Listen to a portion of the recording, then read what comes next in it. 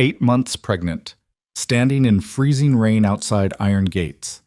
That's where Lena Russo learned the cruelest lesson about power, love, and survival. Her husband, Victor Romano, one of the city's most feared men, told her to wait. Just 10 minutes, he promised. But while she shivered in the cold, clinging to faith in her unborn child, he was inside choosing everything except her. What happened that night didn't just break a marriage. It shattered illusions, exposed betrayals, and forced two people to confront whether love can survive when trust dies in the cold. If you want to see how far a heart can fall before it learns to rise again, stay with me until the end. Hit that like button and drop a comment telling me what city you're watching from. I love seeing how far these stories travel. The rain had turned to sleet somewhere around midnight, each frozen droplet striking the pavement with a sound like breaking glass. Lena Russo stood beneath the single street lamp outside the Castellano estate, one hand pressed protectively over her swollen belly, the other clutching her phone like a lifeline. The screen was dark now, battery at 3%, the last of her calls unanswered. "Just 10 minutes, Victor had said. "Wait by the car. I need to handle something quick." That was 2 hours ago. The cold had worked its way through her coat, past the layers she'd worn, because Victor always kept his meetings running late, always underestimated how long business would take. Her feet ached in the heels she'd worn because he liked when she dressed up, even for these late-night obligations that she barely understood.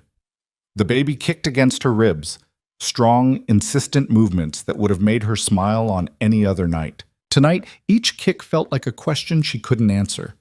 Where is he? Why hasn't he come back?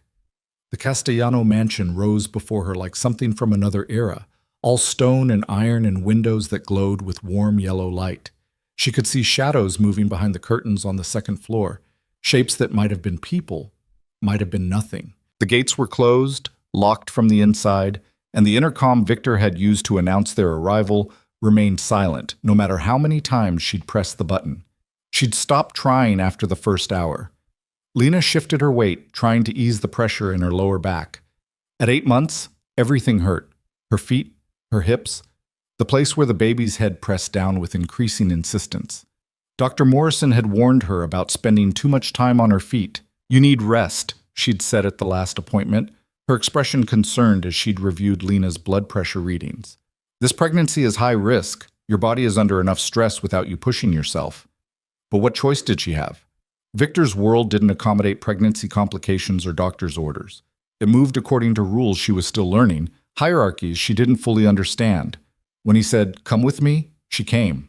When he said, "Wait," she waited. Even when waiting meant standing in freezing rain while her baby kicked and her body screamed for rest.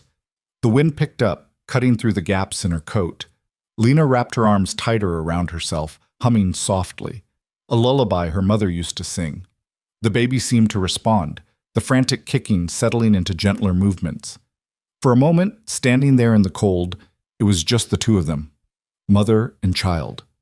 The only relationship in her life that felt simple anymore. "Just a little longer," she whispered, though whether she was talking to the baby or herself, she wasn't sure. "He'll come. He said he would." Her phone buzzed, a final death rattle before the screen went black. 3% to 0 in the time it took her heart to leap with hope and crash back down. She pressed the power button uselessly, knowing it wouldn't respond, knowing she'd lost her last connection to the outside world. The realization settled over her like the sleet, cold, relentless, impossible to shake off. She was alone.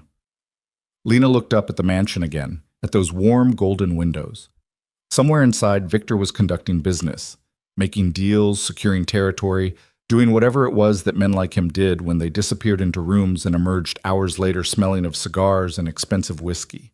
She'd learned not to ask too many questions, learned that his world had boundaries she wasn't meant to cross, doors that stayed closed to wives who were supposed to understand without being told. But standing there, feeling the cold seep into her bones while her baby moved restlessly inside her, Lena wondered what understanding had cost her. Another contraction, not labor, just the Braxton Hicks that had been plaguing her for weeks, tightened across her belly. She breathed through it, one hand braced against the iron gate, the other cradling her stomach. The contraction passed, but it left her shaking, left her aware of how vulnerable she was, standing outside in weather that could turn dangerous, her body already pushed to its limits. He wouldn't forget me, she told herself. He's just delayed. Business ran long. He'll come. But even as she thought it, doubt crept in like the cold. Because this wasn't the first time Victor had lost track of time. Wasn't the first time his promises had stretched and broken under the weight of whatever he deemed more important. Over the 8 months of her pregnancy, she'd watched him drift further away. Phone calls that took him out of rooms. Late nights that became early mornings. A distance in his eyes even when he was standing right beside her. She'd told herself it was stress. The pressures of his position. The complications that came with running an empire built on foundations she'd rather not examine too closely. But standing there, teeth chattering, baby kicking, phone dead in her hand, Lena couldn't hide behind those explanations anymore. The truth was simpler and more brutal. Victor had told her to wait, and she was waiting. Because that's what she always did. Because somewhere in the 2 years since she'd married him, since she'd left behind her quiet life teaching 3rd grade to become the wife of a man who commanded rooms with his presence and fear with his name, she'd forgotten how to do anything else. Movement caught her eye, a car pulling up to the gate from the inside. For a moment, hope flared so bright it hurt. But as the vehicle drew closer, she saw it wasn't Victor's black Mercedes. This was a silver Lexus, sleek and unfamiliar. The window rolled down, revealing a man she didn't recognize. Mid-40s, expensive suit, the kind of face that had seen things and learned not to react. "You're still out here?" His voice carried surprise, but not concern. "Romano didn't send you home?" Lena straightened, trying to summon some dignity despite the fact that she was shivering, pregnant, and clearly abandoned. "He said he'd only be a few minutes. I'm waiting." The man's expression shifted, something that might have been pity crossing his features before he smoothed it away. "Lady, that was hours ago. Whatever meeting he's in, it's not wrapping up anytime soon." "Then I'll keep waiting." "In this weather? In your condition?" He glanced at her belly, then back at her face. "That's not smart. I don't need—" "Look, I don't know you, and I don't know your situation with Romano. But standing out here in the cold isn't going to make him remember you're waiting. It's just going to make you sick." He reached for something in his console, pulled out a business card. "There's a cafe 3 blocks down. Still open. Go there. Get warm. Call yourself a car. Romano's got my number. I'll let him know where you went." Lena stared at the card in his outstretched hand.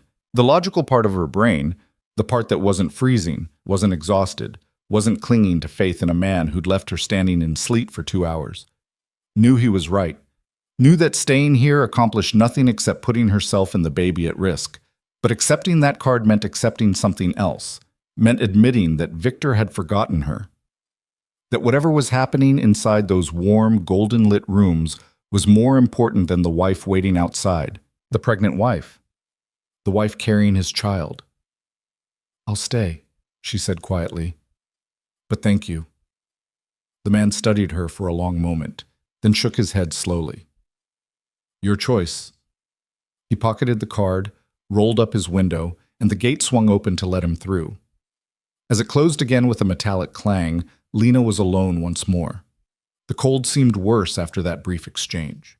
Or maybe she was just more aware of it, more aware of how her fingers had gone numb inside her gloves, how her toes felt like blocks of ice, how the shivering had become constant, uncontrollable. Another contraction gripped her, stronger this time. Lena gasped, doubling over slightly, one hand on the gate for support. It passed after 30 seconds, but it left her breathless. Left her scared in a way she hadn't been before. Not labor, she told herself firmly. Just Braxton Hicks, just practice.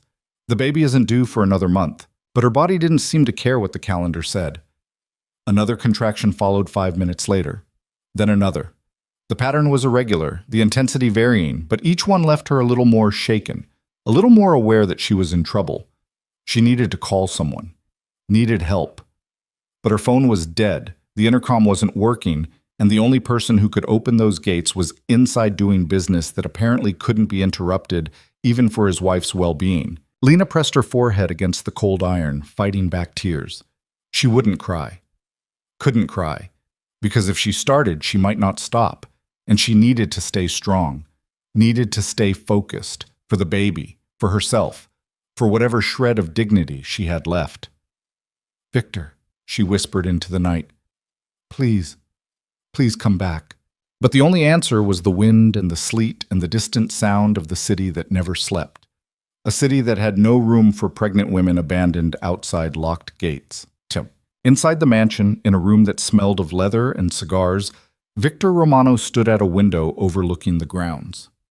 From this height, he couldn't see the front gate, couldn't see the figure in the dark coat standing beneath the street lamp.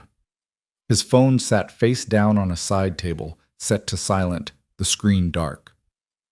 He'd come to the Castellano estate for business, a meeting with Marco Castellano and his associates to discuss territory agreements and profit splits. The kind of meeting that required focus, required his full attention, required him to present the image of a man who was always in control, always 3 steps ahead. The kind of meeting he couldn't afford to have interrupted by a pregnant wife who didn't understand that some things took priority. Just 10 minutes, he'd told Lena. But the meeting had stretched, as these things always did. One discussion bleeding into another, one drink turning into 3, until hours had passed and the rain outside had turned to sleet, and Victor had stopped checking the time. "Romano, you listening?" Marco's voice cut through his thoughts. Victor turned from the window, smoothing his expression into something neutral and attentive. "Every word. Then you understand what we're proposing. The docks stay neutral territory. We split the revenue 60-40 in your favor, provided your people keep the shipments clean. And if there's interference, then we renegotiate." Marco leaned back in his chair, a satisfied smile on his face. He was a man in his 60s, silver-haired and sharp-eyed, who'd built his empire on knowing when to push and when to pull back. "But I don't anticipate problems. You've always been reliable." Reliable? The word settled in Victor's chest with uncomfortable weight. He'd built his reputation on being reliable, on being the man people could count on to deliver, to follow through, to keep his word. In business, that reliability was worth more than gold. But standing there, with the sound of sleet against the windows and the faint memory of Lena's face as he'd told her to wait, Victor wondered what reliability meant when it came to the people who actually mattered. "We have a deal," he said, shaking Marco's hand. The grip was firm, professional, the kind of handshake that sealed arrangements worth millions. "Excellent. Then let's drink to it." Marco poured whiskey into crystal glasses, the amber liquid catching the light. "To profitable partnerships." Victor raised his glass, but the whiskey tasted like ash. Around him, the other men in the room, associates, advisors, men whose loyalty was bought and maintained through careful cultivation, talked and laughed. Someone told a joke. Someone else brought up the upcoming election and how it might affect their operations. The conversation flowed like it always did, business bleeding into casual discussion, the hours slipping past. Victor's phone buzzed against the table. Once, twice, 3 times. He didn't reach for it, because reaching for it would mean seeing whatever messages Lena had sent, would mean acknowledging that he'd left her waiting far longer than 10 minutes, would mean having to explain to these men who valued strength, who saw vulnerability as weakness, that his pregnant wife was outside in the cold because he'd lost track of time. So he left the phone where it was, told himself he'd check it soon, told himself Lena would understand, told himself the lies that let him stay in that warm room, drinking expensive whiskey, while outside the temperature dropped and the sleet turned harder and his wife's faith in him began to break. Another buzz, this one longer, insistent. Marco glanced at the phone, then at Victor. "You want to get that?" "It can wait." "You sure? Sounds urgent." "I'm sure." Victor's voice came out harder than he'd intended. "We were discussing the election?" The conversation shifted back, but Victor felt Marco's eyes on him, felt the weight of that look, the assessment, the judgment. Because men like Marco didn't get where they were by missing details, didn't build empires by failing to notice when someone was avoiding something. The phone buzzed again, then fell silent. Victor told himself it was for the best, told himself that Lena was probably just impatient, unused to how these meetings worked, that she'd be fine waiting a little longer, that she was safe in the car, protected from the weather, comfortable enough. He told himself a lot of things that night. All of them were easier than looking at his phone. Outside, Lena's knees gave out. One moment she was standing, breathing through another contraction. The next, she was on the ground, the cold pavement biting through her coat, her hands scraped raw from trying to catch herself. The baby kicked frantically, distressed movements that made Lena's heart race with fear. "I'm okay," she gasped, though she wasn't sure if she was talking to the baby or herself. "We're okay, we're—" Another contraction cut off the words. This one was different, sharper, deeper, unmistakably real. Not practice, not Braxton Hicks. This was her body saying something is wrong. Lena tried to push herself up, but her arms were shaking too badly. The cold had worked its way into her muscles, into her bones, making every movement feel like wading through water. She managed to get to her hands and knees, but that was as far as she could go. Above her, the mansion glowed with warm light. Through one of the windows, she could see shapes moving. Men in suits, drinks in hand. One of them laughed, the sound carrying through the night, sharp and clear. They were 50 feet away, maybe less. Close enough that if she screamed, they might hear her, but Lena couldn't scream, could barely breathe.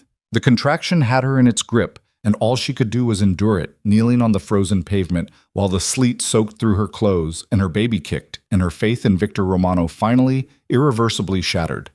When the contraction passed, she tried her phone one more time. Pressed the power button with numb fingers, praying for even 1% of battery, just enough to call for help. The screen stayed dark. "Help," she whispered into the night. "Please, someone help." But no one came. Inside the mansion, Victor poured himself another whiskey. And outside, in the cold and the dark, Lena Russo stopped waiting for a man who'd forgotten she existed. She closed her eyes, wrapped her arms around her belly, and let the darkness take her. The last thing she felt was the baby's kick, strong, insistent, alive. The last thing she thought was a prayer that had nothing to do with divine intervention and everything to do with desperation. "Please let someone find us. Please don't let my baby die because I believed in the wrong man." Then there was nothing but the cold, the dark, and the distant sound of laughter from a room where Victor Romano raised his glass and smiled at jokes he didn't find funny, in a meeting that would cost him everything that actually mattered. The sleet continued to fall. The night stretched on. And in the space between one heartbeat and the next, everything changed. The security guard found her at 2:47 a.m. James Cardello had been making his rounds of the Castellano estate perimeter when his flashlight caught something that didn't belong. A dark shape crumpled against the iron gate. At first he thought it was trash blown against the bars by the wind. Then the shape moved, just slightly, and his blood ran cold. "Jesus Christ," he breathed, breaking into a run. Up close it was worse. A woman, heavily pregnant, lying on her side on the frozen pavement. Her lips were blue, her skin waxy pale. Ice crystals had formed in her dark hair. She wasn't moving now, wasn't responding when he touched her shoulder. "Ma'am? Ma'am, can you hear me?" Nothing. James pulled out his radio with shaking hands. "This is Cardello at the front gate. I need an ambulance immediately. Pregnant woman, unconscious, possible hypothermia. He checked for a pulse, found it weak and thready. "She's alive but barely responsive. Get someone here now." He stripped off his jacket, laying it over her. Her coat was soaked through, useless against the cold. How long had she been out here? And why the hell was a pregnant woman lying outside the estate in the middle of the night? The radio crackled. "Ambulance is en route. ETA, 6 minutes. Do you know who she is?" James swept his flashlight over her face, and recognition hit him like a fist to the gut. He'd seen her before, getting out of Victor Romano's car, walking beside him at events, always quiet, always in his shadow. "It's Romano's wife," he said into the radio. "Someone get Romano, now." Inside the mansion, the meeting had finally wound down. Victor stood by the door, shaking hands, making promises to follow up, playing the role he'd perfected over years of navigating the delicate politics of their world. His head buzzed slightly from the whiskey, his shoulders tight from hours of calculated conversation. "Good meeting," Marco said, clapping him on the shoulder. "Your wife must be ready to kill you by now. What time did you tell her you'd be done?" The question landed like a blade between Victor's ribs. His wife, Lena, waiting in the car. How long had it been? 2 hours? 3? He pulled out his phone and his stomach dropped. 7 missed calls. 4 text messages. The last one sent almost an hour ago. "Victor, please, I'm so cold. The baby, please." "Fuck," he whispered. "Romano?" Marco's voice carried concern now. Everything okay? Victor was already moving toward the door, his heart pounding. I need to. Lena was waiting. I told her just a few minutes, but he didn't finish the sentence. Didn't need to. The look on Marco's face said enough. A mixture of judgment and something that might have been pity. Victor burst through the front entrance and into the night. The sleet hit his face like tiny knives. Lena, his voice echoed off the stone walls. And Lena, I'm sorry. I'm coming. He ran toward where he'd left the car, expecting to see her inside, maybe angry, maybe asleep. But as he got closer, the car came into view, empty. Driver's seat vacant, passenger seat vacant. No sign of his wife anywhere. Lena? Panic edged into his voice now. Lena, where are you? That's when he heard the sirens, saw the flashing lights reflecting off the wet pavement, saw the security guard running toward him from the front gate, his face pale with urgency. Mr. Romano, thank God. It's your wife. She collapsed at the gate. The ambulance just arrived. The world tilted. Victor broke into a sprint, his expensive shoes slipping on the wet ground. When he reached the gate, the scene that greeted him would stay burned into his memory for the rest of his life. Lena on a stretcher, paramedics working over her, an oxygen mask over her face, an IV being started in her arm. Her skin so pale it looked translucent in the harsh lights of the ambulance. And her belly, her pregnant belly, strapped with monitors, the paramedics exchanging looks that Victor had seen enough times in his line of work to recognize as bad news. That's my wife, he said, pushing forward. What happened? Is she okay? Is the baby? Sir, step back, please. The female paramedic didn't look up from what she was doing. We need space to work. But I'm her husband. Tell me what's wrong. The paramedic finally glanced at him, and the look in her eyes was pure ice. Your wife is hypothermic, dehydrated, and in premature labor. Her core temperature is 89 degrees. The baby's heart rate is dropping. We need to get her to the hospital immediately. Premature labor? But she's only 8 months. Sir. The paramedic's voice cut through his panic like a knife. Where were you while your wife was lying outside in freezing weather? Because the security guard estimates she's been out here for hours. The accusation in those words hit harder than any physical blow.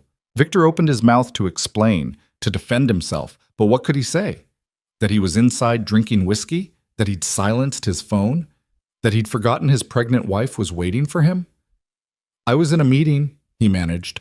I didn't realize. You didn't realize. The paramedic returned her attention to Lena, her movement sharp with barely controlled anger. Well, hopefully you realize now. Load her up. We need to move. They lifted the stretcher, and Victor caught a glimpse of Lena's face beneath the oxygen mask. Her eyes were closed, her expression slack.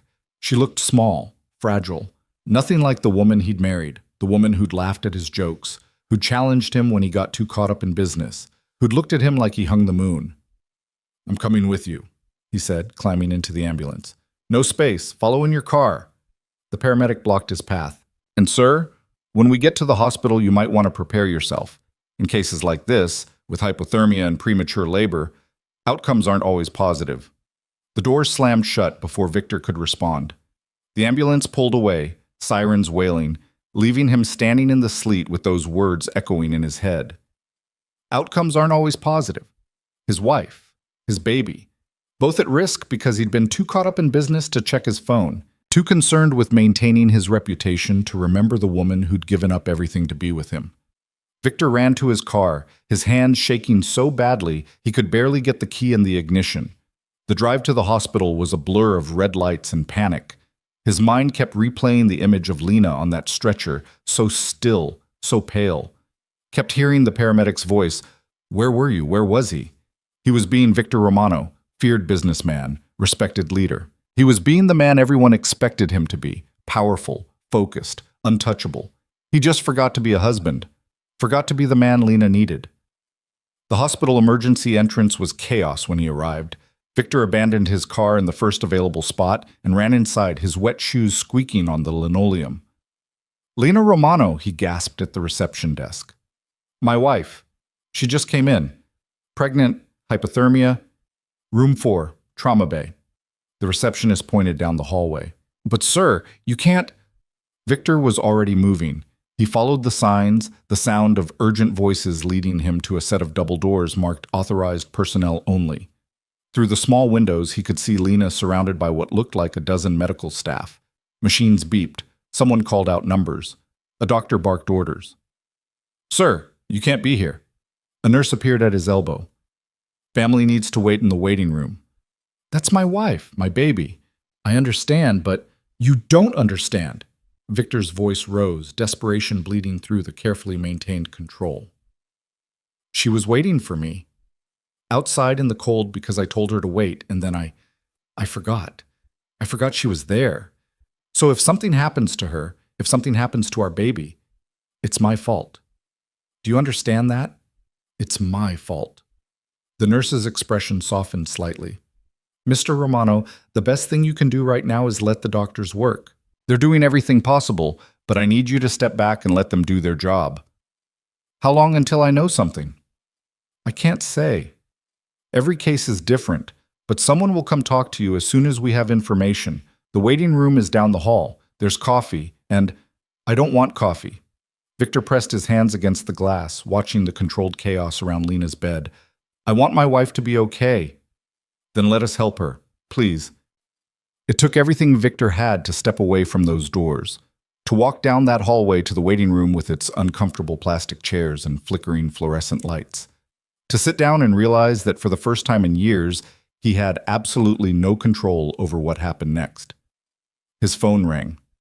Marco's name on the screen. "Is she alive?" Marco's voice was tight. "Romano, talk to me." "I don't know. They're working on her. The baby, they said the baby's heart rate was dropping." Well, silence on the other end. Then, "Jesus, Victor, I'm sorry. If I'd known..." "Known what? That I'm the kind of man who leaves his pregnant wife outside in the cold? That I'm so goddamn focused on business that I can't even remember to check my phone?" Victor's laugh was bitter, broken.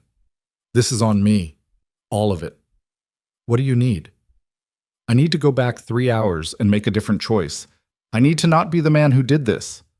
Victor ran a hand through his wet hair. "But since I can't do that, I need to wait and hope that my wife and baby survive my stupidity. Victor, I have to go. I'll call you when I know something." He ended the call before Marco could respond, dropped his head into his hands and tried to breathe through the panic clawing at his chest. Around him, the hospital hummed with late-night activity. A baby crying somewhere, someone coughing, the intercom calling for doctors. Life continuing like his world wasn't potentially ending behind those double doors. His phone buzzed with text. His associates checking in, word having spread through the network with the speed that information always traveled in their world. He ignored them all. Ignored everything except the clock on the wall and the sound of his own heartbeat and the memory of Lena's face when he told her to wait. "Just 10 minutes, he'd said. Such a small lie. Such massive consequences. An hour passed, then 2. Victor's coffee sat untouched, gone cold. His clothes had dried, stiff with salt and rain. He'd worn a path in the linoleum from pacing, unable to sit still, unable to do anything except move and wait and pray to something he wasn't sure he believed in. Finally, the double doors opened. A doctor emerged, still wearing scrubs marked with blood, Lena's blood. Victor was on his feet before the man had taken 2 steps. "Mr. Romano?" The doctor's face was professionally neutral. "I'm Dr. Chen. I've been treating your wife. Is she alive?" "Yes. We've stabilized her core temperature and stopped the premature labor." "But Mr. Romano, I need you to understand, your wife went through a severe trauma tonight. Hypothermia, extreme stress, dehydration. The fact that she's alive is almost miraculous." "And the baby?" Dr. Chen's expression shifted and Victor's heart stopped. "The baby's heart rate stabilized once we got your wife warmed up. But we're keeping close monitoring. The next 48 hours are critical. If we can keep the labor from restarting, if we can give the baby more time to develop, the prognosis is much better." "But there's a chance." Victor heard the desperation in his own voice. "They could both be okay. There's a chance. Your wife is strong. She fought hard to protect that baby." Dr. Chen paused, choosing his next words carefully. "The paramedics told me she was found outside the Castellano estate, that she'd been there for hours. I was in a meeting. I lost track of time." Mr. Romano, I'm not here to judge your choices, but I am here to tell you that your wife nearly died tonight. That baby nearly died tonight, and if that security guard had been 15 minutes later, he let the sentence hang. Victor felt something crack inside his chest. Can I see her? She's sedated. We gave her something to help her rest, to keep her calm and prevent the labor from restarting. She won't be able to talk to you. But yes, you can see her. 5 minutes. Dr. Chen led him through the double doors, past the trauma bay, into a quieter hallway. Room 412. The door was partially open, revealing a dim interior lit only by the soft glow of medical equipment. 5 minutes, Dr. Chen repeated. Then we need to let her rest. Victor nodded, unable to speak past the tightness in his throat. He stepped into the room, and the sight of Lena in that hospital bed nearly brought him to his knees. She looked so small against the white sheets. IVS ran from both arms. Monitors tracked her vital signs. Heart rate steady now, oxygen levels improving.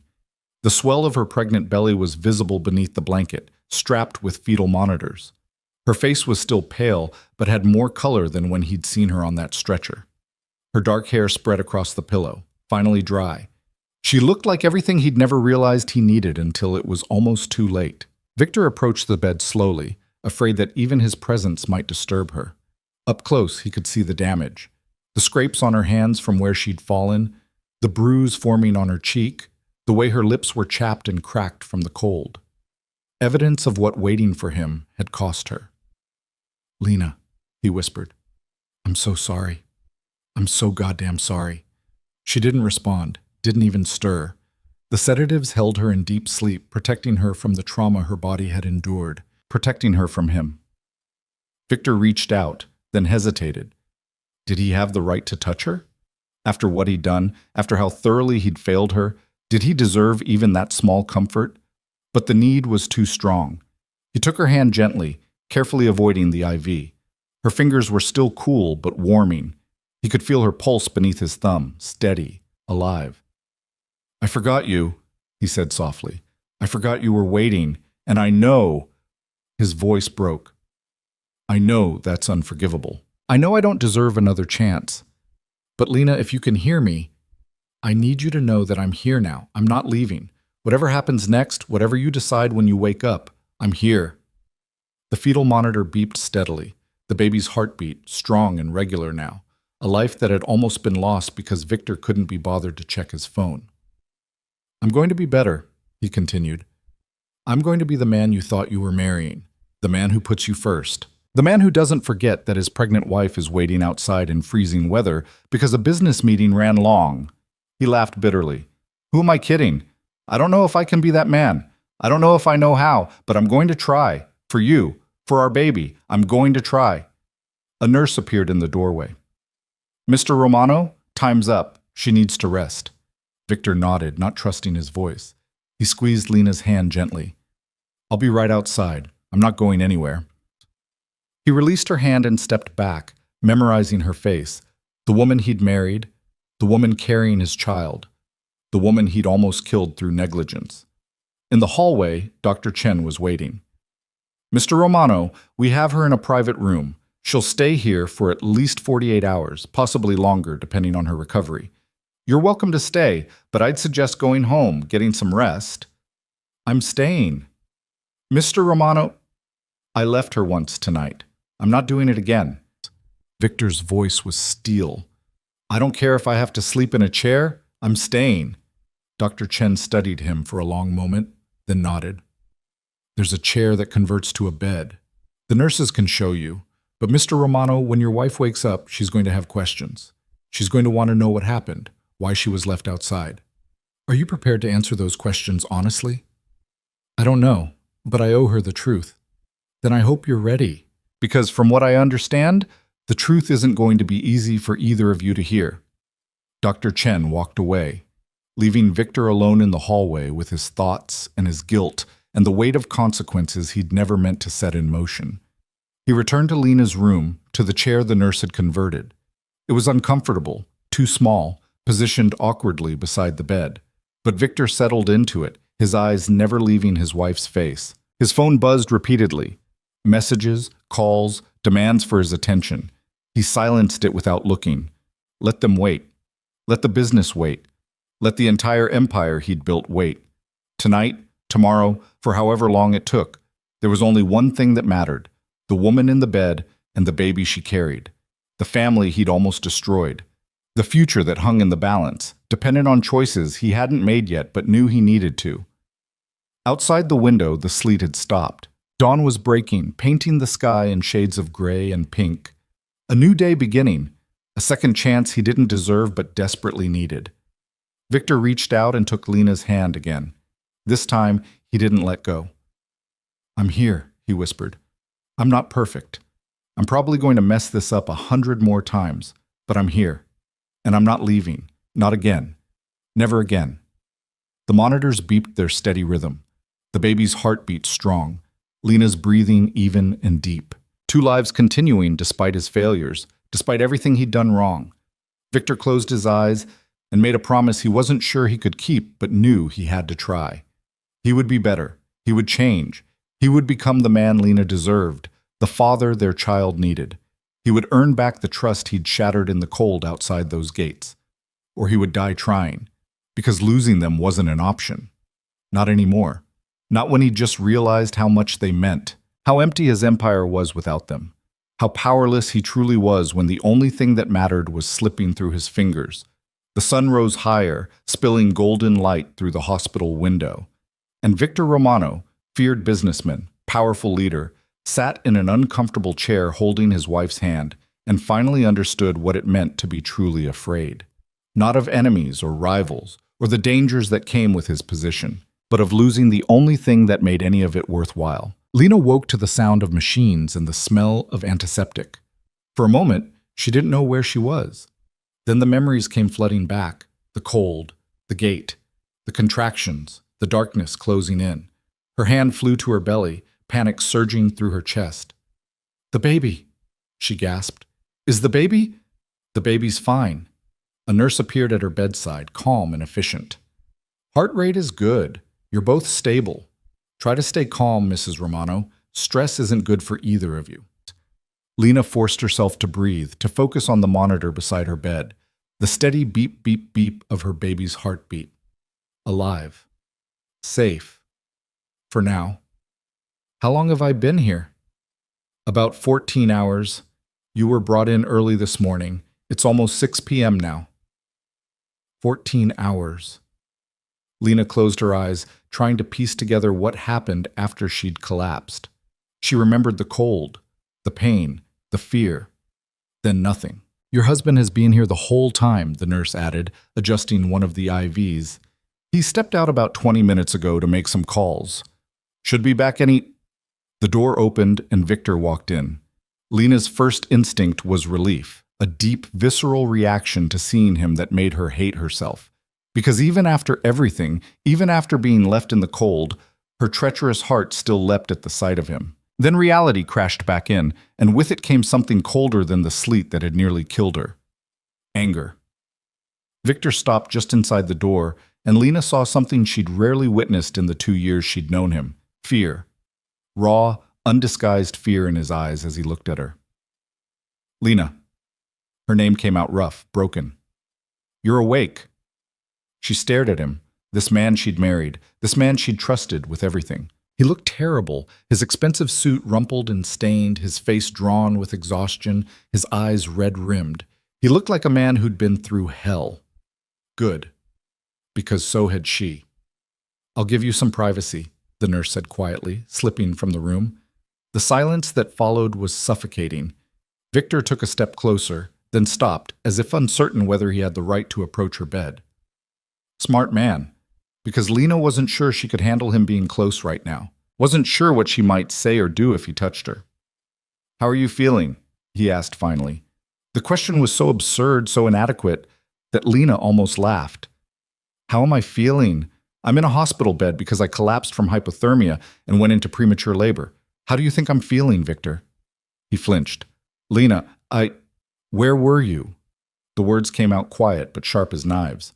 "I stood outside for 3 hours. 3 hours in the freezing cold while I was 8 months pregnant. I called you. I texted you. and you didn't answer. So I need to know, Victor, where were you that was so important you couldn't pick up your phone? I was in the meeting with Marco, and for 3 hours, you couldn't check your phone once in 3 hours? Victor's jaw tightened. I had it on silent. I didn't want to be interrupted. You didn't want to be interrupted. Lena repeated the words slowly, letting them sink in. Your pregnant wife was waiting outside in the cold, and you didn't want to be interrupted. I thought you were in the car. I thought you were safe and warm and just waiting. I didn't know. You didn't know because you didn't check. Lena's voice was rising now, months of frustration and loneliness and feeling invisible finally breaking through. You didn't know because you decided a business meeting was more important than making sure I was okay. You told me 10 minutes, Victor. 10 minutes. I know, and I'm... Don't. She held up a hand, cutting him off. Don't say you're sorry, because sorry doesn't fix this. Sorry doesn't change the fact that our baby almost died because you forgot I existed. The words hung in the air between them, brutal and true. Victor looked like she'd struck him. He moved to the chair beside her bed, sinking into it like his legs couldn't hold him anymore. You're right, he said quietly. You're absolutely right. I forgot. I got caught up in the meeting, in the negotiations, in being the man everyone expects me to be. And I forgot the most important thing. I forgot you. Lena wanted to stay angry, wanted to hold on to that rage because it was the only thing keeping her from falling apart. But looking at him now, at the defeat in his shoulders, the genuine anguish in his eyes, she felt something else creeping in, something that felt dangerously like sympathy. She crushed it down. He didn't deserve her sympathy. Not yet. Maybe not ever. This isn't the first time, she said. You've been forgetting me for months, missing appointments, coming home late, checking your phone in the middle of conversations. I kept telling myself it was just stress, just the business, just temporary. But last night proved something I've been too afraid to admit. What? That I'm not a priority to you, that when it comes down to it, I'll always come second to your empire.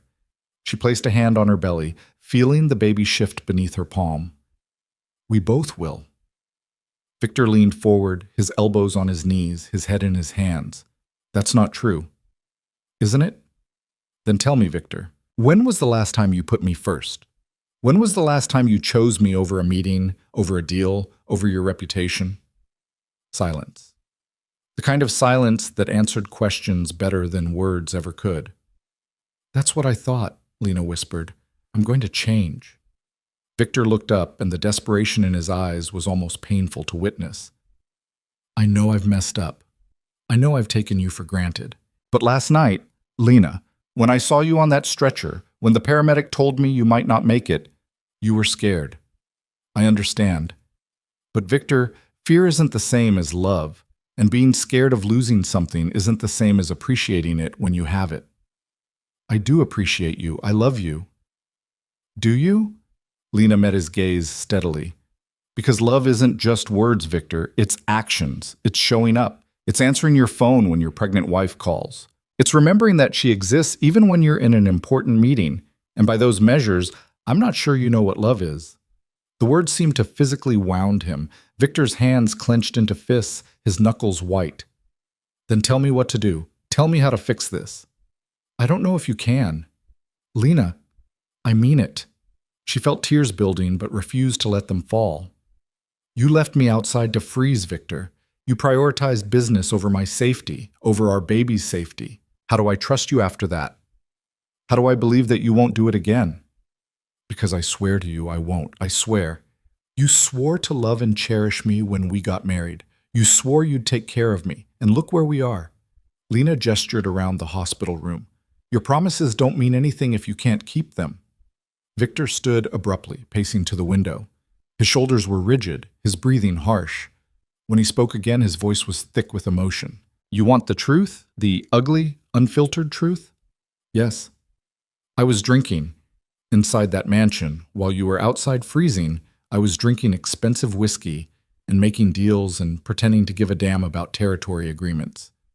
And when my phone rang, I ignored it.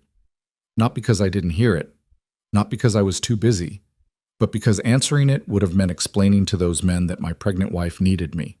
It would have meant looking weak, looking like I couldn't control my personal life. He turned to face her, and the self-loathing in his expression was stark.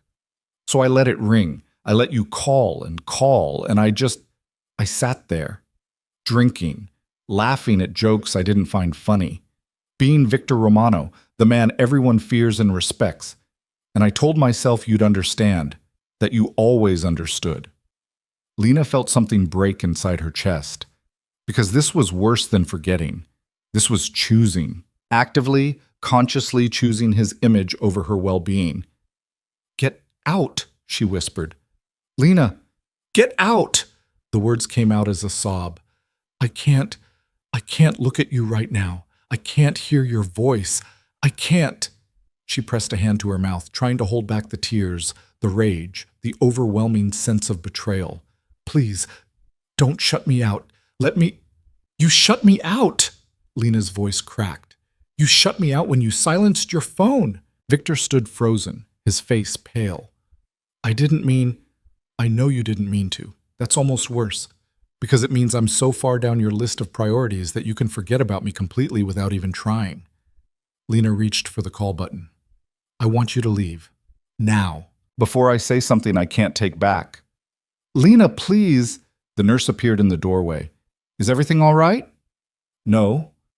Lena kept her eyes on Victor, her voice steady, despite the tears streaming down her face.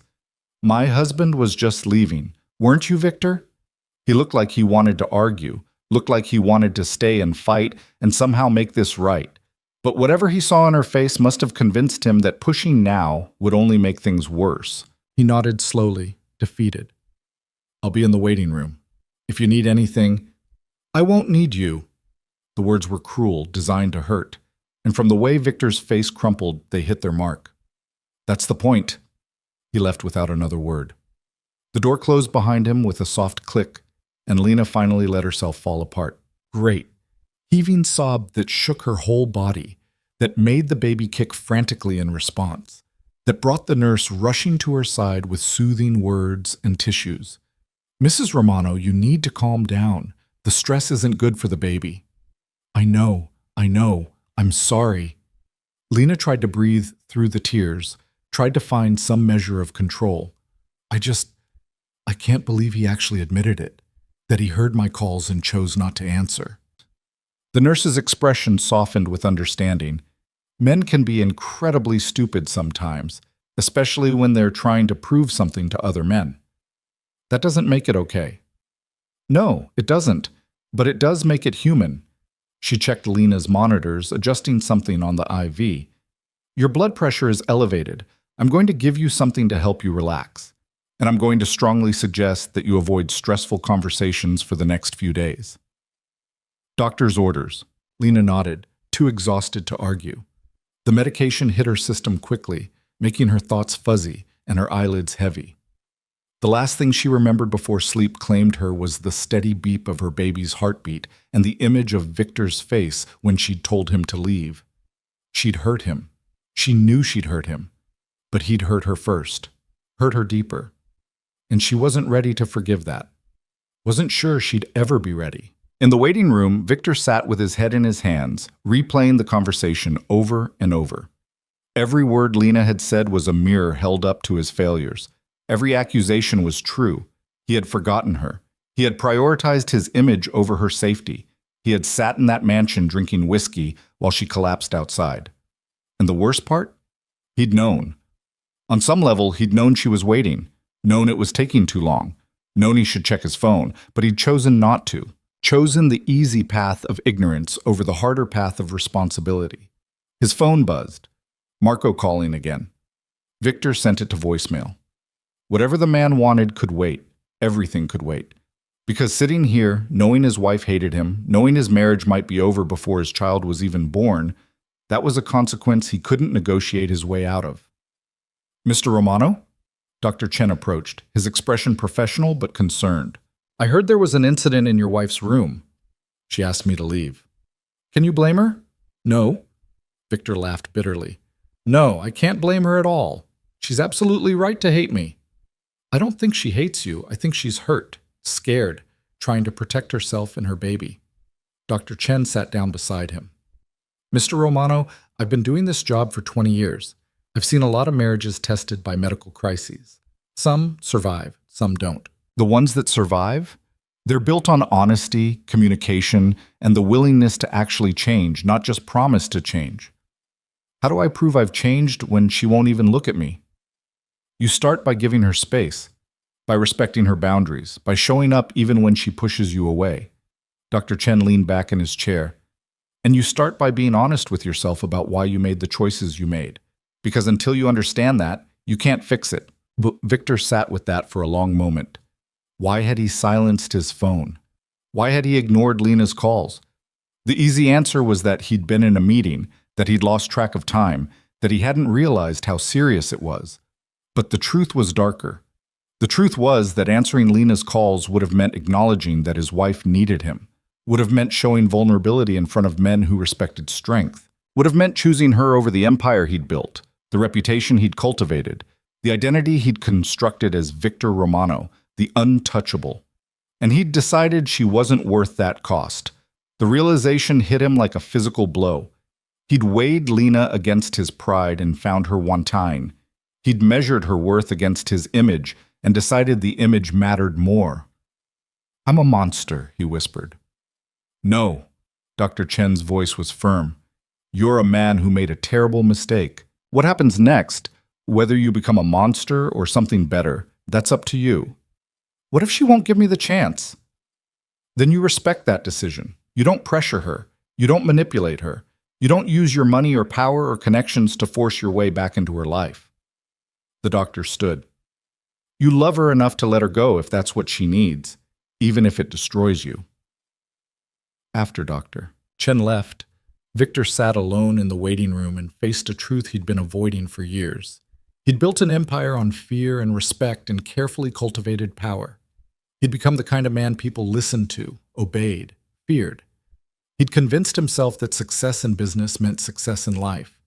But sitting here, with his marriage crumbling and his wife refusing to see him, Victor realized he'd gotten it exactly backward. Because all the money and power and respect in the world meant nothing if you lost the people who actually mattered. His phone buzzed again. This time it was a text from Elena Castellano, Marco's wife. "Heard what happened. Is Lena okay?" Victor stared at the message, at this woman he barely knew showing more concern for his wife than he had. He typed back, "Stable. Baby too. But she won't see me." The response came quickly. "Good for her. You left her outside to freeze. She's smart to keep her distance." Even Marco's wife thought he was scum. Victor almost laughed. Almost. Another text from Elena. "But if you want to fix this, actually fix it, you need to do more than apologize. You need to become a different man. The question is, are you capable of that?" Victor looked at those words for a long time. Was he capable of changing, of becoming the kind of man who put his wife first, who didn't measure her worth against his reputation, who actually kept his promises? He didn't know. But for the first time in his life, he wanted to find out. Not because he was scared of losing Lena, though he was. Not because he felt guilty, though the guilt was crushing him. But because looking at himself through her eyes, through the lens of his choices last night, he didn't like what he saw. He didn't like the man who could forget his pregnant wife was waiting in the cold. Didn't like the man who valued pride over compassion. Didn't like the man who'd built everything on a foundation of fear instead of love. Victor stood, shoving his phone in his pocket. He couldn't see Lena, couldn't talk to her, couldn't hold her, couldn't beg for forgiveness she wasn't ready to give. But he could do something else. He could start making different choices. He called his assistant. "Cancel everything for the next week. Meetings, calls, all of it." "Sir, you have the Henderson deal closing on." "I don't care. Cancel it. Reschedule it. I don't care if we lose the deal. Cancel everything." There was a pause. "Is everything all right, Mr. Romano?" "No, but it's going to be. One way or another, it's going to be." He ended the call and walked back to Lena's room. Didn't go in. Just stood outside the door close enough to hear the monitor beeping, to know she was alive, to feel connected to her, even if she didn't want him there. The nurse came out, saw him standing there. "She's asleep. The medication I gave her will keep her out for a few hours." "I know, I needed to be close, even if she doesn't know I'm here."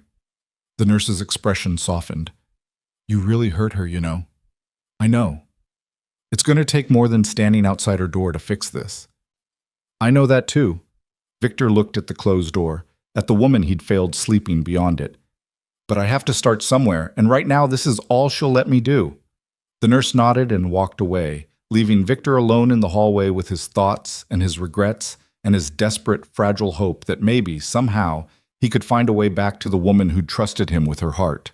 The woman he'd let down in the worst way possible. The woman he loved more than anything in his carefully constructed empire. And as the hospital hummed with life around him, as monitors beeped and intercoms called and the world kept turning, Victor Romano made a promise. Not to Lena, because she wasn't ready to hear his promises, but to himself. He would change. He would become better. He would earn back the trust he'd shattered, even if it took the rest of his life. Because the alternative, a life without Lena, without his child, without the family he'd almost destroyed, was unbearable. The door to her room remained closed, but Victor stayed, kept his vigil, proved through action instead of words that this time he wasn't leaving. This time he would be the man she deserved, even if she never believed it, even if she never forgave him, even if all he had left was the chance to stand outside her door and protect her from a distance. It was more than he deserved, and less than he'd do anything, everything, to reclaim. 3 days passed in careful silence. Victor kept his distance as Dr. Chen had advised, but he never left the hospital. He slept in the waiting room when exhaustion overwhelmed him, ate vending machine food he barely tasted, and stood outside Lena's door during the hours when he knew she was awake, listening to the sound of her voice when nurses came to check on her. He didn't try to see her, didn't send flowers or gifts or any of the empty gestures he would have relied on before. Because he was learning, slowly and painfully, that action spoke louder than apologies. That showing up meant nothing if he didn't also give her the space she'd asked for. On the 4th day, things changed. Victor was in his usual spot in the waiting room, laptop open but untouched, when Dr. Chen approached with an expression that made his heart stop. Is she okay? The baby? They're both stable. Actually, that's what I wanted to talk to you about. Dr. Chen sat down. We've managed to stop the premature labor completely. Your wife's temperature is normal, her blood pressure is improving, and the baby's heart rate has been consistently strong for 72 hours. Relief flooded through Victor so intensely he felt dizzy. So they're going to be okay? If things continue as they are, yes.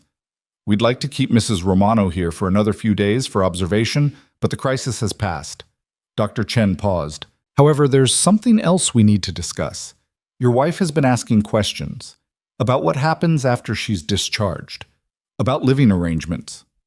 Victor's chest tightened. What kind of questions? She wants to know if she can go to her sister's house in Boston instead of home with you. The words hit like a punch to the gut. Boston. 300 miles away. Lena was planning to leave him, to take their baby and disappear into a life that didn't include him. Did you tell her she could? I told her it's not medically advisable. The stress of travel, being away from her primary care team with only a month until her due date, it's risky. Dr. Chen's expression was sympathetic. But Mr. Romano, I can't force her to stay somewhere she doesn't feel safe. She doesn't feel safe with me. Victor said it as a statement, not a question, because of course she didn't. Why would she feel safe with the man who'd nearly killed her through negligence? She feels betrayed. That's different from unsafe, but the emotional distinction might not matter much right now. The doctor stood. I think you two need to talk, really talk, not through closed doors or nurses acting as intermediaries, but I can't make her see you if she's not ready. After Dr. Chen left, Victor sat staring at nothing, his mind racing. Lena was planning to leave, to go to Boston, to her sister's house, to anywhere that wasn't near him. And he couldn't blame her, wouldn't blame her, but the thought of losing her, of their child growing up 300 miles away, of becoming the kind of father who saw his kid on weekends and holidays, he couldn't accept that. Wouldn't accept that.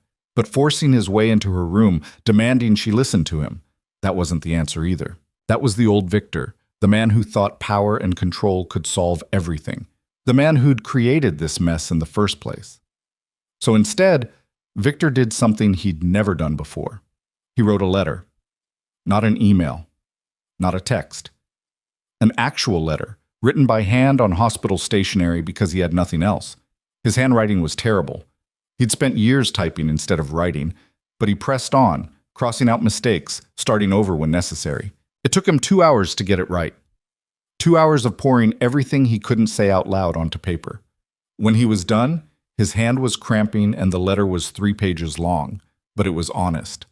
Brutally, painfully honest in ways he'd never been before. He folded it carefully and gave it to the nurse. "Can you give this to my wife? You don't have to tell her it's from me. Just make sure she gets it when she's alone, when she has time to read it without feeling pressured." The nurse took the letter, studied his face. "You really love her, don't you?" "More than I knew how to show. I'm trying to learn." "Then I hope she reads it. I hope she hears what you're trying to say." The nurse tucked the letter into her pocket. "But Mr. Romano, you should know, love isn't always enough. Sometimes the damage is too deep." "I know, but I have to try." In her room, Lena was staring out the window when the nurse came in for the evening check. The view wasn't much, just the parking lot and the city skyline beyond, but it was better than looking at the 4 walls that had become her prison for the past 4 days. "How are you feeling tonight, Mrs. Romano?" Restless, tired of being in bed, worried about the baby. Lena placed a hand on her belly. The baby had been active today, kicking and shifting like it was running out of room, which, at 8 months, it probably was. "Dr. Chen said I might be able to go home soon. If your numbers stay stable, yes." The nurse checked the monitors, made notes on her chart. "Mrs. Romano, I have something for you. A letter." She pulled the folded pages from her pocket. "I was asked not to say who it's from, but I think you can probably guess." Lena stared at the letter like it might bite her. "Victor, you don't have to read it if you don't want to. I can throw it away right now." Part of Lena wanted to say yes, to refuse to read whatever excuses or promises Victor had written. But another part, the part that had loved him enough to marry him, to carry his child, to believe in the future they were supposed to build together, that part was curious. "I'll read it," she said quietly, "but I'm not making any promises about how I'll respond." "No one's asking you to." The nurse handed her the letter and left, closing the door softly behind her. Lena unfolded the pages with shaking hands. Victor's handwriting was messy, words crossed out and rewritten, but somehow that made it more real, more human, like he'd struggled to find the right words just as much as she was struggling to forgive him. She began to read. "Lena, I don't know if you'll read this. I don't know if you should read this. But Dr. Chen said you were asking about going to Boston, and I realized that if I don't say what I need to say now, I might never get another chance. I've been trying to figure out what to tell you, how to explain why I did what I did. I've come up with 100 different excuses. I lost track of time. I didn't realize how cold it was. I thought you were safe in the car. But they're all lies. Or at least they're not the whole truth. The whole truth is this. I heard your calls. I saw your messages. And I made a choice not to answer because answering would have meant admitting to the men in that room that my wife needed me. It would have meant looking weak, looking like I couldn't control my personal life. And I valued their respect more than your safety. I'm writing that down because I need you to know I understand what I did. I'm not confused about it. I'm not making excuses. I chose my pride over your well-being, and our baby almost died because of it. That's the truth. The ugly, unforgivable truth. You asked me when was the last time I put you first. I've been thinking about that question for 4 days. And the answer is, I don't know. Maybe never. Maybe not since we got married and I started treating you like another part of my empire instead of the woman I fell in love with. I remember the first time I saw you.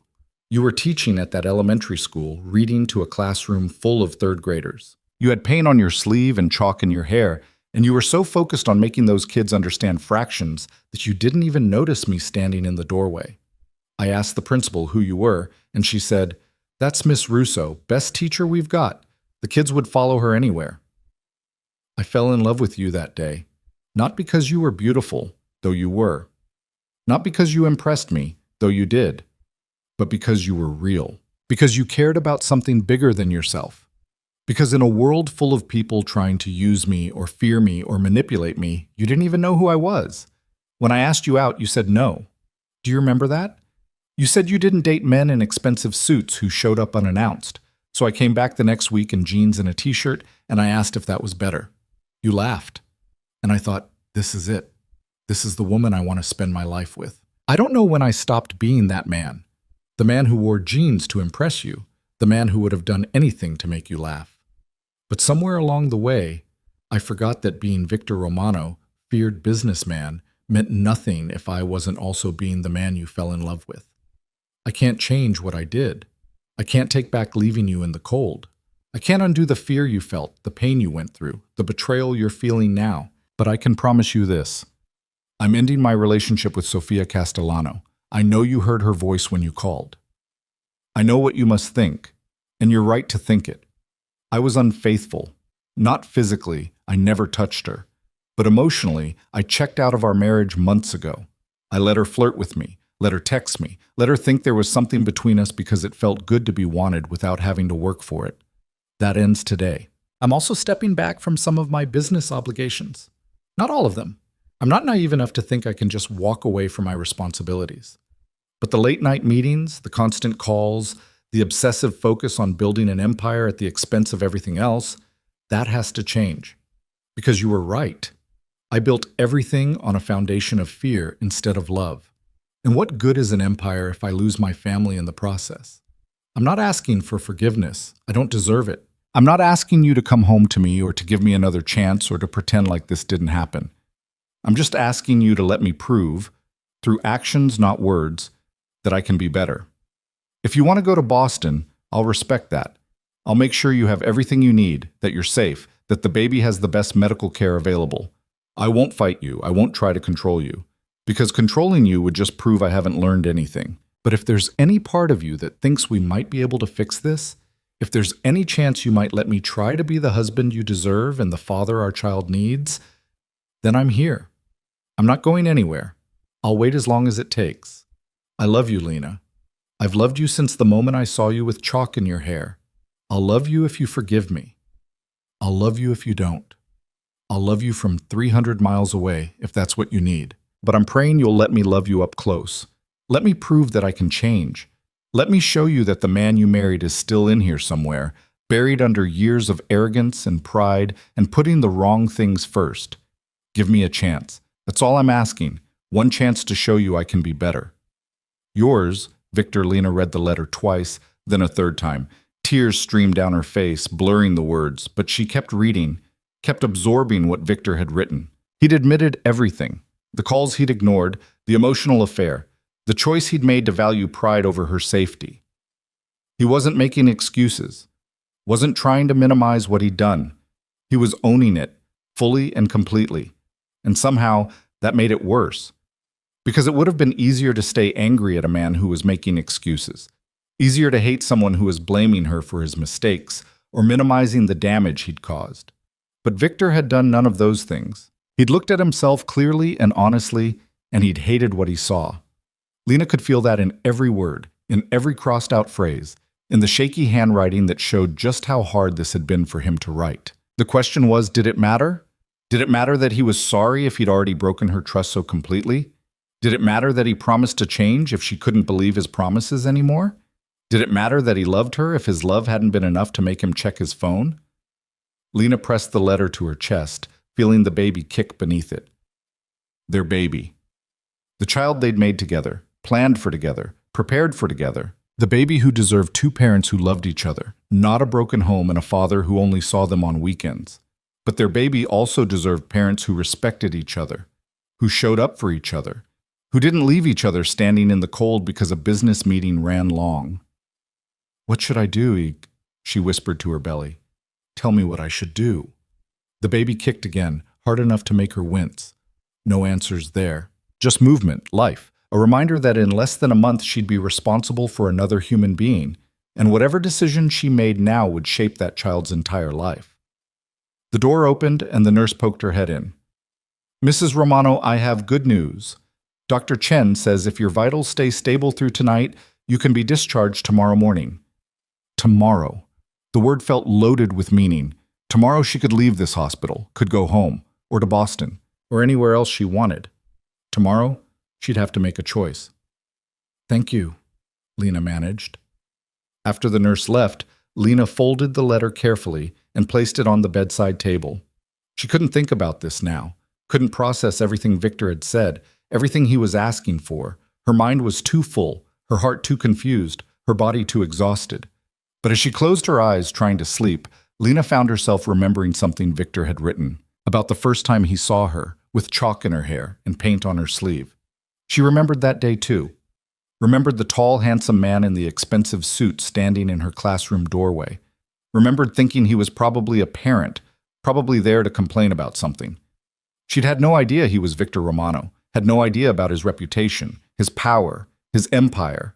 She'd just seen a man who looked at her like she was the most interesting person in the world. When had that stopped? When had his eyes started sliding past her to his phone, to his associates, to the next deal and the next meeting and the endless building of something bigger? Lena didn't have the answer, but lying there in the dark, listening to her baby's heartbeat on the monitor, she realized something. She missed that man. The one in the expensive suit who'd come back in jeans just to make her smile. The one who'd courted her with silly jokes and terrible puns and genuine interest in her day. She missed her husband, the real version of him, not the empire builder who'd forgotten she existed. The question was, did that version still exist? Or had Victor Romano, businessman and boss, consumed the Victor who'd fallen in love with a teacher with chalk in her hair? And more importantly, was she willing to risk finding out? In the waiting room, Victor stared at his phone, at the message from Sofia Castellano. We need to talk. Marco says you're cutting ties. That's not fair, Victor. We have something real. His finger hovered over the delete button. In the past, he might have responded, might have let her down gently, might have left the door open for future possibilities, might have told himself that keeping options open was just smart business. But looking at that message now, after everything that had happened, Victor felt nothing but disgust. Disgust at Sofia for pursuing a married man, disgust at himself for allowing it, disgust at the version of himself who'd thought emotional infidelity was somehow better than physical infidelity. He deleted the message without responding. Then he blocked her number. Then, because simply blocking her wasn't enough, he called Marco. Romano, I was wondering when I'd hear from you. I need you to keep Sofia away from me. No more joint meetings, no more business dinners, no more opportunities for her to think there's something between us. It ends today. Marco was quiet for a moment. She's my niece, Victor. I can't control who she talks to. Then I'll make it clear to her myself. But I'm telling you first, as a courtesy. Whatever she thinks we had, it's over. It never really started. And I'm not interested in continuing any kind of relationship with her, business or otherwise. This about your wife? This is about being the kind of man who deserves my wife. Which means ending all the bullshit I've been telling myself was harmless. Fair enough. Marco's tone shifted, became almost approving. For what it's worth, I think you're making the right choice. Lena's a good woman, better than you deserve, honestly. I know. That's why I'm trying to change. Then I'll talk to Sofia, make it clear she needs to back off. But Victor? Cutting ties with her is the easy part. Actually becoming a different man? That's going to take more than deleting a phone number. I know that too. After the call ended, Victor felt something shift in his chest. It wasn't relief, not exactly. It was more like the first step of a very long journey. Like he'd finally pointed himself in the right direction even if the destination was still miles away. His phone buzzed again. This time it was his assistant. Henderson deal fell through. They went with Morrison instead, loss of approximately $4.2 million. A week ago, that message would have sent Victor into a rage. Would have had him on the phone immediately, trying to salvage the deal, trying to figure out what went wrong and how to fix it. Would have consumed his attention completely. Now, he just stared at it. $4.2 million. A significant loss. But not as significant as what he'd almost lost 4 nights ago on the frozen pavement outside Marco's estate. He typed back. Understood. Let it go. Focus on the accounts we have, not the ones we lost. Then he turned off his phone and put it in his pocket. Because money could be made again. Deals could be rebuilt. But if Lena walked away, if she took their baby to Boston and never came back, that loss would be permanent. And no amount of business success could fill that void. The night stretched on. Victor dozed fitfully in the waiting room chair, his dreams full of Lena's face and the sound of monitors flatlining and the cold that had nearly claimed everything that mattered. He woke multiple times, heart pounding, checking the clock to see how many hours remained until morning, until Lena made her decision, until he found out if he'd get a chance to prove himself or if he'd spend the rest of his life watching his family from a distance. When dawn finally broke, painting the hospital windows in shades of pink and gold, Victor stood and walked to Lena's room. He didn't go in, just stood outside, close enough to hear movement, to know she was awake, to be near her, even if she didn't want him there. Inside, Lena was sitting up in bed, Victor's letter in her hands, reading it one more time. The nurse had said she could be discharged this morning. Dr. Chen would be by within the hour to do final checks and sign the paperwork. Then she'd have to decide, home or Boston, Victor or separation, hope or self-preservation. She placed a hand on her belly, feeling the baby's reassuring movements. "What do you think?" she whispered. "Should we give your father another chance?" The baby kicked, hard and insistent. Lena smiled despite herself. "That's not really an answer, you know. But maybe it was. Because this baby deserved a father, deserved to know the man who'd created them, who'd promised to love them, who'd made terrible mistakes but was trying to do better. And maybe Lena deserved the chance to see if the man she'd fallen in love with was still in there somewhere. If the Victor who'd worn jeans to impress her could coexist with Victor Romano, businessman. She didn't know. Couldn't know. But as she sat there, holding the letter that had taken her husband 2 hours and all his courage to write, Lena realized something. She wanted to find out, not knowing whether she'd choose healing or distance, whether she'd give him the chance he was begging for, or walk away forever. That uncertainty was what made him stand outside her door at 7 in the morning, close enough to be present, but far enough to respect her boundaries. When Dr. Chen arrived to do the final examination, Victor forced himself to walk back to the waiting room, to give Lena privacy, to not hover like some desperate ghost haunting the hallways. The waiting room had become his home over the past 5 days. He knew every stain on the carpet, every flicker in the fluorescent lights, every uncomfortable angle of the plastic chairs. 20 minutes later, the nurse found him. "Mrs. Romano is being discharged. She's asked to see you." Victor's heart stopped, then started again at double speed. "She wants to see me?" "She does. But Mr. Romano, whatever she has to say, please let her say it. Don't interrupt. Don't try to fix it before you've heard it. Just listen." He nodded, not trusting his voice, followed the nurse down the hallway that he'd walked 100 times, to the door he'd stood outside for hours, to the woman who held his entire future in her hands. Lena was dressed in her own clothes now, sitting on the edge of the bed. She looked better, color back in her cheeks, the exhaustion less pronounced around her eyes. But there was something else there too, a guardedness, a careful distance that made Victor's chest ache. "Hi," he said quietly. "Hi." Lena's hands were folded in her lap, the letter he'd written visible on the bedside table. "Dr. Chen says I can go home." "That's good. That's really good. I read your letter." She looked up at him finally, and Victor saw everything in her eyes, pain, confusion, a desperate wanting to believe mixed with the terror of being hurt again. Multiple times. "Lena, let me talk first, please."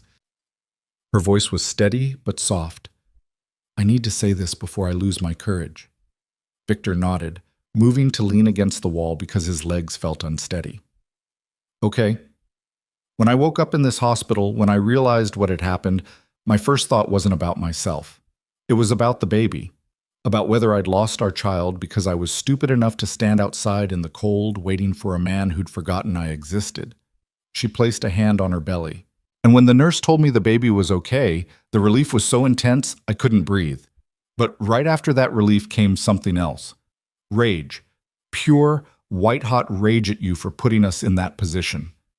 Victor wanted to interrupt, to apologize again, but he forced himself to stay silent, to listen like the nurse had told him to. "I've spent 5 days trying to decide what to do, whether to go to Boston like I told Dr. Chen I wanted to, whether to file for divorce, whether to raise this baby alone rather than tie myself to a man who valued his reputation more than my life." Lena's voice wavered but didn't break. And I kept coming back to one question. Why did I marry you? The question hung in the air between them. Victor didn't answer because he sensed she wasn't done. I married you because you made me feel seen. Because in a world where I was just another elementary school teacher, just another face in the crowd, you looked at me like I was extraordinary. You remembered little things, how I took my coffee, what books I was reading, the names of my students. You made me feel like I mattered. You do matter. I'm not finished. Lena's voice was firmer now. Somewhere in the past 2 years, that changed. I stopped mattering.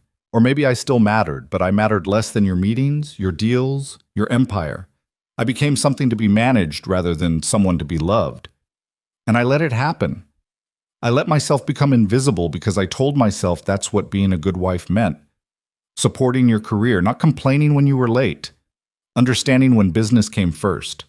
She stood slowly, one hand braced on the bed for support. Victor instinctively moved to help her, but she held up a hand to stop him. But that night, standing outside in the cold, calling you over and over, Victor, I finally understood something. I wasn't being a good wife. I was being a doormat. And you weren't being a good husband. You were being a man who'd forgotten that power and money mean nothing if you lose the people you love in the process of gaining them. I know. Lena, I know, and Your letter said you're going to change, that you're ending things with Sophia, that you're stepping back from some of your business obligations, that you want to prove you can be better. Lena met his eyes directly. But Victor, I don't need you to be better. I need you to be present. I need you to remember that when I call, it's not an interruption. It's your wife needing you. I need you to choose me, actively and consciously, every single day. Not just when there's a crisis, not just when you're scared of losing me, every day. I can do that. I will do that. Can you? The question was gentle but devastating. Because I need you to really think about what you're promising. I need you to understand that changing isn't just about ending an emotional affair or canceling a few meetings. It's about fundamentally restructuring how you see the world, how you see us, how you see yourself. Victor pushed off the wall, took a step closer, but stopped when he saw Lena tense. You're right, about all of it. I've spent 5 days thinking about nothing except how badly I failed you, how close I came to losing everything that actually matters. And I realized something. What? That I've been living my life like success in business equals success in life. Like if I could just build a big enough empire, if I could just earn enough respect and fear and power, then everything else would fall into place. But it doesn't work that way, because you can have all the money and power in the world and still be completely alone. Still be the kind of man who leaves his pregnant wife outside to freeze. Lena's expression softened slightly, but she didn't speak. I'm not going to pretend I know how to fix this, Victor continued. I'm not going to promise I'll be perfect, because we both know that's a lie. I'm going to mess up. I'm going to forget things. I'm probably going to check my phone at dinner sometimes without thinking about it. But Lena, I swear to you, I will never, ever prioritize anything over you and our baby ever again. Not a meeting, not a deal, not my pride or my reputation or any of the things I used to think defined me. Words are easy, Victor. It's the actions that matter. Then let me show you. He took another step closer, close enough now that he could see the tears gathering in her eyes. Don't go to Boston. Come home. Let me prove that I can be the man you need. And if I fail, if I fall back into old patterns, if I forget even once that you're the most important thing in my life, then you can leave. No arguments, no attempts to stop you. I'll help you pack. I'll sign whatever papers you want. But please, Lena, give me one chance to get this right. The silence that followed felt like it lasted forever. Lena studied his face like she was searching for something. Truth, sincerity, some sign that he meant what he was saying. Victor let her look, kept his expression open, let her see all of his desperation and hope and terrified love. One chance, she said finally. But Victor, I need you to understand what that means. One chance doesn't mean I trust you again immediately. It doesn't mean we go back to how things were before. It means I'm willing to see if you can actually change, if you can become the man you're promising to be. I understand. And I need you to do something for me. Something that's going to be hard. Anything. I need you to see a therapist, someone who can help you understand why you make the choices you make, why you valued your pride over my safety, why you let an emotional affair develop when you had a wife at home who loved you. Lena's voice was steady, but her hands were shaking. Because I can forgive you, Victor. Eventually, I think I can forgive you. But I can't forget. And I can't trust that this won't happen again unless you actually do the work to understand yourself. The request hit Victor like a physical blow. Therapy. Sitting in a room with a stranger, talking about his feelings, examining his choices. Everything in him wanted to refuse, to say he could figure this out on his own, to maintain the armor he'd spent years building. But looking at Lena, at the woman who was offering him a chance he didn't deserve, Victor realized that armor was exactly the problem. That his refusal to be vulnerable, to examine himself, to admit weakness, that was what had brought them here. Okay, he said, I'll find a therapist. I'll go as often as they recommend. I'll do the work. And I need couples therapy too. Both of us, together, learning how to communicate better, how to rebuild trust, how to be partners instead of strangers sharing a house. Yes, whatever you need, whatever it takes. Lena nodded slowly, then moved toward him. Not all the way. She stopped a few feet short, maintaining distance. But it was closer than she'd been since she woke up, closer than Victor had dared to hope. I'm scared, she whispered. I'm scared of believing you, scared of getting hurt again, scared that I'm making a mistake by giving you this chance. I'm scared too. Victor's voice was rough with emotion. I'm terrified that I'm going to mess this up, that I'm not capable of being the man you need, that I'm going to let you down again and lose you forever. Then I guess we're both taking a risk. Yeah, I guess we are. Lena looked down at her hands, at the wedding ring she was still wearing despite everything. I want to go home, Victor. Not to Boston, not to my sisters. Home, to our house, to the nursery we painted together, to the life we were supposed to build. Relief crashed over Victor so intensely he thought his knees might buckle. Thank you. Lena, thank you. But we're not sharing a bedroom. Not yet. Maybe not for a while. You can have the guest room, and we're going to have rules, boundaries, things that need to be in place for me to feel safe. Whatever you need. I'll sleep on the couch if that's what you want. The guest room is fine. Lena finally met his eyes again. And Victor, the first time you prioritize a meeting over me, the first time you silence your phone when I'm trying to reach you, the first time you make me feel invisible again, I'm gone. No second chances, no explanations. I'm taking the baby and I'm leaving, and you won't stop me. Do you understand? I understand. Then let's go home. The drive home was quiet. Victor had wanted to carry Lena's bag, to help her into the car, to hover and fuss, and show her how much he cared. But he forced himself to hold back, to let her maintain her independence, to remember that smothering her with attention wasn't the same as respecting her. When they pulled into the driveway of the house they'd bought together a year ago, the house they'd chosen because it had a yard for kids and a neighborhood with good schools, Lena stared at it like she was seeing it for the first time. I forgot how much I loved this house, she said softly. So did I. Victor turned off the engine but didn't move to get out. Lena, before we go in, I need to tell you something. I've already started making changes. I fired my assistant who was always scheduling meetings during dinner. I told Marco I'm stepping back from the expansion into the docks. I sold my stake in 3 of the businesses that were taking up the most time. And I called a therapist. I have an appointment on Thursday. Lena turned to look at him, surprise evident on her face. You did all that in 5 days? I did it in 2 days. The other 3 I just spent standing outside your hospital room, hoping you'd give me a chance to tell you about it. Something shifted in Lena's expression. Not forgiveness, not yet. But maybe the first small seed of belief. You really meant what you said in the letter, about changing. Every word. I'm done building an empire at the expense of my family. I'm done being the kind of man who forgets his wife exists. I'm done with all of it. Victor reached across the car, then stopped, his hand hovering between them. Can I hold your hand? Just for a moment? Lena hesitated, then slowly placed her hand in his. The touch was electric, the first time they'd made contact since before that terrible night. Victor squeezed gently, feeling the warmth of her skin, the reality of her presence. I love you, he said. I never stopped loving you. I just forgot how to show it. But I'm going to learn. I'm going to be better. I'm going to be the husband you deserve and the father our baby needs." "I want to believe you," Lena whispered. "Then believe me. Watch me. Hold me accountable. And if I fail, if I fall back into old patterns, call me on it. Don't let me get away with anything, because I need you to be honest with me, even when the truth is hard to hear." Lena nodded, then slowly withdrew her hand. "Let's go inside. I'm exhausted and this baby is doing gymnastics." Over the next 3 weeks, Victor learned what it actually meant to change.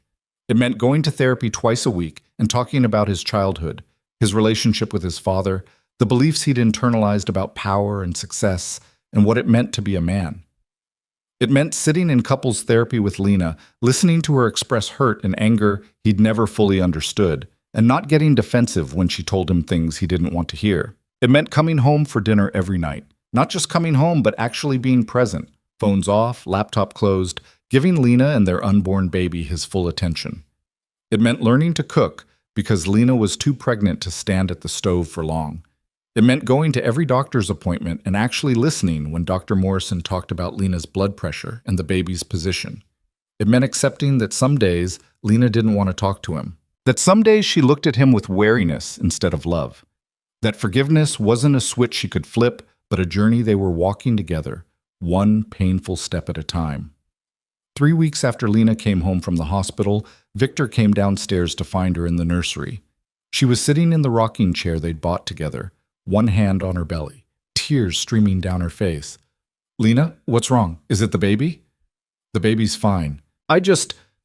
She gestured around the room at the pale yellow walls they'd painted, the crib Victor had assembled, the stuffed animals and tiny clothes waiting for the child they'd created.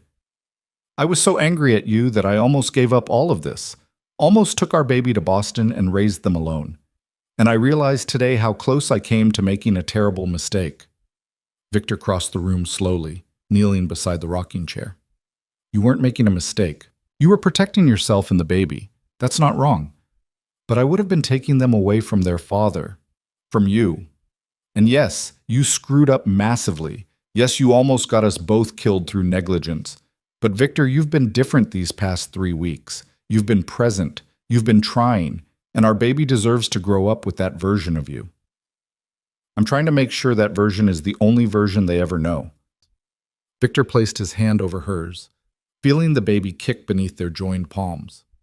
"I never want our child to know the man who left you in the cold. I only want them to know the man who learned from that mistake." Lena covered his hand with her other one, creating a connection between all 3 of them. "I'm starting to trust you again. It's slow. It's hard.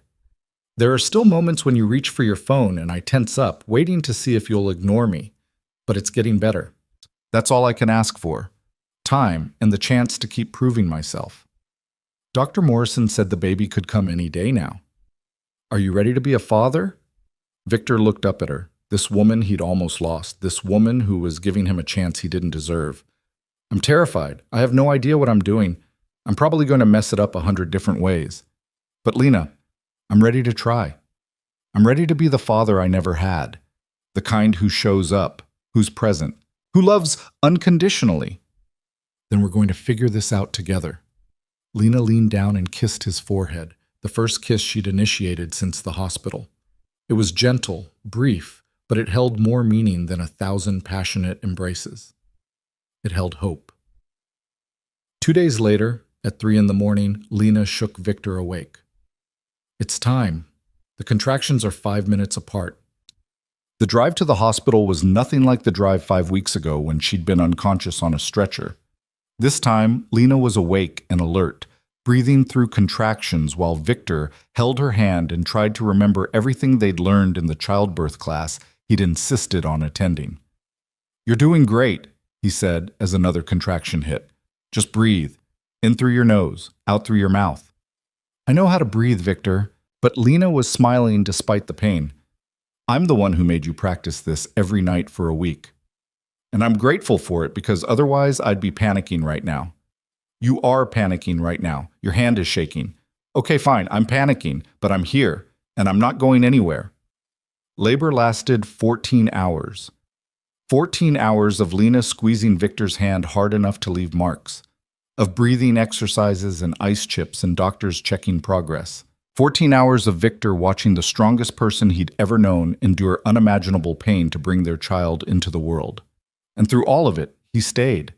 Didn't check his phone, didn't step out to make calls, didn't let anything distract him from the woman he loved and the miracle they were creating together.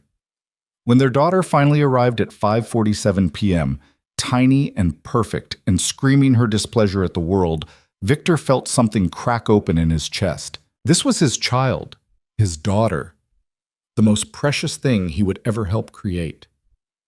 "She's beautiful," he whispered as the nurse placed the baby in Lena's arms. "She's absolutely perfect." "She has your eyes," Lena said, tears streaming down her face. "Look at her, Victor. Look at what we made." Victor sat on the edge of the hospital bed, wrapping his arms around both of them, his wife and his daughter. His entire world reduced to this moment, this room, these two people who needed him to be better than he'd ever been before. "What should we name her?" Lena asked. They'd discussed names for months but never settled on one. Victor had suggested family names, traditional names, names that carried weight in history. But looking at his daughter now, at her tiny fists and her dark hair, and the way she'd already stopped crying and was looking around with curious eyes, only one name felt right. "Hope," he said. "I want to call her Hope, because she represents everything good that almost didn't happen, because she's the reason I'm becoming a better man, because looking at her, I have hope that we're going to be okay, that our family is going to survive and thrive and be everything it should be." Lena looked up at him, fresh tears in her eyes. "Hope Romano. It's perfect." 3 months later, Victor sat in his home office on a Saturday afternoon, bouncing Hope on his knee while Lena napped upstairs. The business documents in front of him were important, a new contract that needed review. But they could wait. Right now, his daughter was making the little cooing sounds that never failed to melt his heart, and that was infinitely more important than any deal. His phone rang. Marco's name on the screen. Victor hesitated, then answered. "Marco, what can I do for you?" "Just checking in. Haven't heard from you much lately. Everything okay?" "Everything's perfect. I'm spending time with my family, focusing on what matters." There was a pause. "Romano, I've known you for 15 years. Never thought I'd hear you say that. Fatherhood really changed you, huh?" Fatherhood. Almost losing everything. Realizing that empires don't keep you warm at night. Victor smiled down at Hope, who was trying to grab his finger. "Yeah, you could say I've changed." "Well, for what it's worth, I think it's good. Elena says Lena looks happier when we see her at the events. Says you actually smile now instead of just networking." "Elena's perceptive." "That she is. Listen, I know you stepped back from a lot of ventures, but if you ever want back in, the door's open. On your terms this time. Family first, business second." "I appreciate that, Marco. I really do. But I'm good where I am. I've got everything I need right here." After the call ended, Lena appeared in the doorway, hair mussed from sleep. "Was that Marco?" "Yeah, checking in, offering me a way back into some of the businesses I left." "Are you going to take it?" Victor stood, still holding Hope, and crossed to where Lena stood. "Not a chance. I meant what I said in that hospital room. You and Hope are my priority. Everything else is just details." Lena smiled and kissed him, really kissed him, the kind of kiss that said she believed him, that said trust was being rebuilt, that said they were going to be okay. When they pulled apart, she rested her forehead against his. "I'm proud of you. You've kept every promise you made. You've shown up every single day. You've become the man I knew you could be. I'm still working on it, still going to therapy, still learning, but Lena, I promise you, I'm never going back to the man I was. The man who left you in the cold. That version of me died the night I saw you on that stretcher. The man I am now? He knows what matters, and he's never forgetting it again." Hope chose that moment to grab both of their fingers, her tiny hand bridging the space between them. And standing there in the home office, where Victor used to spend 70 hours a week building an empire, holding his daughter while his wife smiled at him with love and trust slowly returning to her eyes, Victor Romano finally understood what success actually meant. It wasn't money or power or fear or respect. It wasn't deals closed or territories controlled or enemies defeated. It was this this moment, this family, this second chance he'd almost thrown away. It was choosing love over pride, presence over power. The people who mattered over the things that didn't. It was being the kind of man who answered his phone when his wife called, who came home for dinner, who held his daughter at 2 a.m. when she wouldn't stop crying, who showed up every single day, not because he was obligated to, but because there was nowhere else he'd rather be. That was success. That was empire. That was everything he'd been searching for in all the wrong places. And as hope yawned and snuggled against his chest, as Lena leaned into his side, as the afternoon sun streamed through the windows of the home they'd built together, Victor closed his eyes and felt something he hadn't felt in years. Peace. Not the absence of conflict, but the presence of meaning, the deep, soul-level certainty that he was exactly where he was supposed to be, with exactly the people he was supposed to be with, living exactly the life he was meant to live. He'd almost lost it all, almost destroyed everything that mattered in pursuit of things that didn't. But he'd been given a second chance, a frozen night that had shattered his illusions and forced him to see clearly for the first time in years. And he'd taken that chance, fought for it, changed for it, became a different man for it. Not perfect, never perfect, but better, present, real. The kind of man his wife could trust, the kind of father his daughter deserved, the kind of human who understood that the most important things in life couldn't be bought or negotiated or controlled, only loved and cherished and protected. Victor Romano had built an empire, but the kingdom that mattered was right here in his arms, and this time he wasn't letting go.